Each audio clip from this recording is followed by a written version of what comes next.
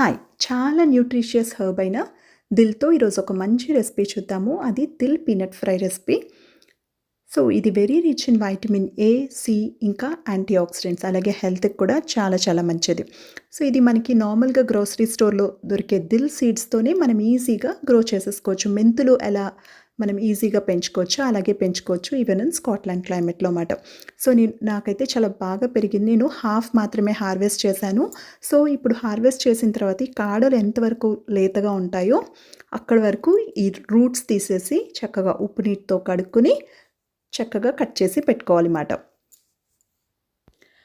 ఇప్పుడు తాలింపుకి నువ్వుల నూనె కానీ, వేరుశనగ నూనె కానీ, లేకపోతే సన్‌ఫ్లవర్ ఆయిల్ కానీ యూజ్ చేయొచ్చు.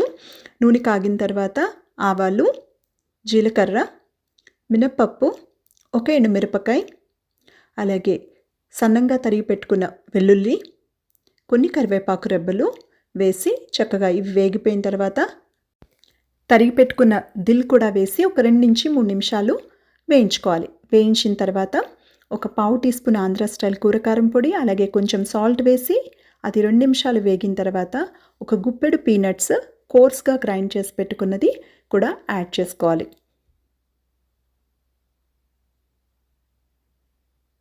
ఇవి రోస్టెడ్ పీనట్స్ కోర్స్గా గ్రైండ్ చేసినమాట.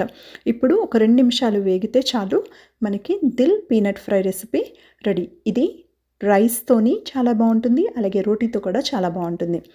ఈ రెసిపీ చాలా హెల్తీ అండ్ టేస్టీ కూడా. నచ్చితే ట్రై చేయండి, అలాగే లైక్ కూడా చేయండి. Thank you so much for watching.